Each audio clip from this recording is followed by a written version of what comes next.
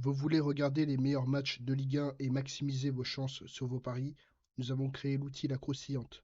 Nous allons vous la présenter dans cette vidéo. C'est un outil qui permet en fait de sélectionner les meilleurs matchs de Ligue 1 donc pour avoir voilà, la meilleure intensité, la meilleure expérience. Et donc cet outil, bon, sans rentrer dans les détails, permet d'avoir un tableau qui permet d'avoir une note sur 20 sur l'ensemble des matchs. Et donc dans cette journée 33, on a étrangement d'ailleurs le Paris Saint-Germain contre Toulouse.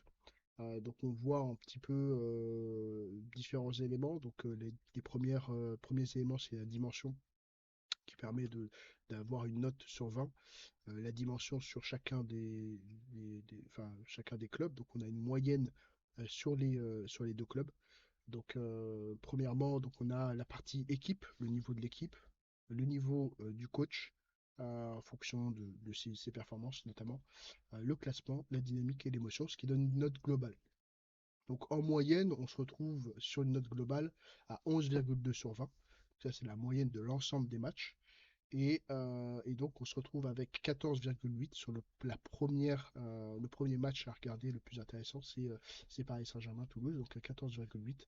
Donc, on voit un tout petit peu de différence, évidemment, sur chacun des aspects. Mais voilà, vous voyez, vous avez le premier match intéressant à regarder, notamment puisque, alors très probablement, si on regarde un petit peu plus précisément, on a donc le classement qui est plutôt intéressant vis-à-vis évidemment de Paris Saint-Germain qui est premier, mais Toulouse qui est en train de monter. Et puis le niveau de l'équipe lié à ses performances actuelles. Donc c'est très intéressant qu'on voit malgré voilà, l'équipe qui a subi quand même un certain nombre de ventes, se retrouve quand même avec des performances actuelles assez intéressantes, notamment une dynamique à 2,1 par rapport à une moyenne à 1,4, donc c'est plutôt intéressant. Et puis voilà, une équipe qui est créditée de cette performance actuelle. Donc voilà, le premier match qui est proposé sur la croissante. Donc on voit notamment dans le classement que en fait sur l'ensemble de la ligue, euh, on a donc les deux courbes évidemment de l'évolution du classement des deux clubs, avec évidemment un Paris Saint-Germain qui depuis la 12e journée est premier évidemment.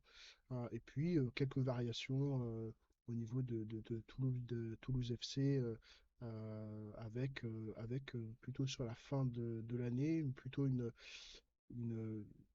un maintien en tout cas de cette position avec une courbe de tendance qui est notamment en rouge ici, qui est plutôt stable avec le Paris Saint-Germain voilà, évidemment une courbe qui est très stable, enfin la courbe de tendance est baissière on va dire, qui va vers le 1, mais sur la courbe évidemment du classement, on est sur quelque chose de totalement différent. Donc bon, sur l'indice d'intensité, donc normalement il y a une petite flamme. Donc sur cet indice-là, aujourd'hui on est à zéro, puisque évidemment il n'y a pas d'enjeu majeur aujourd'hui, que ce soit pour Toulouse, qui a un certain nombre d'objectifs qui sont assez différents voilà, il me semble que les objectifs sont tout à fait remplis. Et puis le Paris Saint-Germain qui a obtenu le titre. Donc il n'y a pas d'intérêt particulier, en tout cas sur le match en termes d'intensité. Mais c'est les deux matchs qui sont ressortis aujourd'hui. Enfin, le dernier élément qui nous permet de faire une comparaison entre les deux équipes, c'est le graphique en étoile. Donc on retrouve les différentes dimensions des clubs, avec notamment l'aspect émotionnel, l'équipe, l'entraîneur, la dynamique et le classement. On a une information supplémentaire qui est celle de la moyenne des clubs. Donc on voit que bon, quasiment, enfin en tout cas Toulouse quasiment est un petit peu, enfin elle est proche de la moyenne on va dire, à part sur la dynamique qui est un peu supérieure. Et puis Paris Saint-Germain qui est en tout cas assez homogène, à part sur la dynamique récente. Mais évidemment est beaucoup plus, enfin, est très supérieur, on va de 0 jusqu'à 3. largement supérieur à Toulouse. Mais par expérience, on a une croustillante qui sélectionne des matchs qui, en fait, coupent pas de source, entre guillemets, où il y a des scénarios qui sont très très particuliers. Donc, c'est pour ça qu'on se méfie évidemment de ce type de match-là, avec un Paris Saint-Germain qui sort évidemment de la Ligue des Champions, qui a déjà gagné le titre, qui se concentre peut-être sur les autres titres. Il y a des éléments qui peuvent converger vers quelque chose d'intéressant. Là, du coup, on a la sélection du chef. Donc, c'est le deuxième match. Enfin, il peut avoir évidemment un, deux, trois, probablement maximum quatre matchs en fonction des notes évidemment qui sont intéressantes. Généralement, les notes qui sont un peu plus de 13, 14 même, c'est des matchs qui sont intéressants. Ça dépend évidemment de chaque journée. Et là, donc, on se retrouve à environ, donc, du coup, 13,2 à 13,2, donc, de moyenne sur le match Montpellier contre AS Monaco. Donc, on voit notamment que Montpellier AS Monaco est intéressant du point de vue tout d'abord du classement, puisque Monaco est plutôt assez bien positionné, on va dire Monaco et puis Montpellier sur la moyenne. Au niveau donc du niveau de l'équipe, qui est assez proche d'ailleurs de la moyenne, hein, donc 2,3.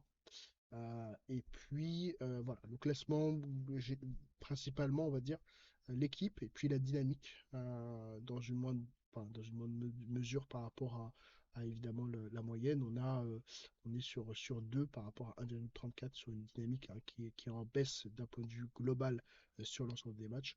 Donc, ce qui donne une note de 13,2 par rapport à 11,13 sur la moyenne. Donc c'est plutôt un match qui va être aussi intéressant à regarder. Donc on voit l'évolution des classements, hein, comme tout à l'heure. On a donc un Montpellier qui a plutôt une tendance baissière, on va dire, puisque c'est à l'inverse, hein, c'est-à-dire que euh, la tendance voilà, monte en termes de positionnement. Mais en fait, ce qui est assez intéressant, c'est que Montpellier est complètement en train entre guillemets, casser la tendance en descendant, en descendant en dessous de la tendance même, donc avec cette dixième place. Et puis Monaco est plutôt stable, légèrement baissier, mais plutôt stable. Ils sont sont assez costauds, évidemment, on les connaît. Donc c'est pour ça que en termes d'intensité, puisqu'on est assez proche au final, enfin assez proche, on s'entend évidemment entre le dixième et le deuxième, mais ça donne une courbe d'intensité qui est plus intéressante évidemment que le match qui a été sélectionné tout à l'heure. Et donc on a une flamme de courbe d'intensité. Donc enfin on a le graphique en étoile de Montpellier et d'AS Monaco. Donc on a notamment tout simplement évidemment à Monaco hein, qui est beaucoup plus imposant sur la partie classement équipe et puis dans une moindre mesure on va dire l'émotion qui est générée par ce club notamment. Mais donc on a un Montpellier qui est un petit peu hétérogène, qui a quand même globalement un assez bon entraîneur, une bonne dynamique en ce moment. Et donc ils sont environ un peu plus que la moyenne, à part sur l'aspect émotionnel, pas émotionnel, on va dire.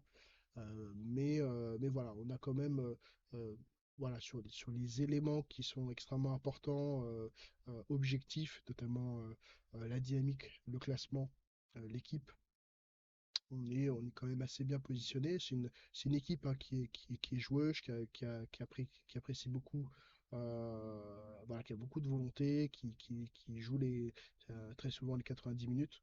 Donc ça va donner aussi un match assez croustillant, assez intéressant. Donc évidemment, on conseille de le voir. Merci d'avoir regardé la vidéo. Donc, si vous souhaitez en savoir plus, n'hésitez pas à cliquer sur le lien en dessous du Telegram pour avoir plus d'informations. On fera donc un travail qui consistera aussi à faire des débats, différents rapports. Il y aura aussi toute une partie statistique, pronostic, donc n'hésitez pas à vous abonner.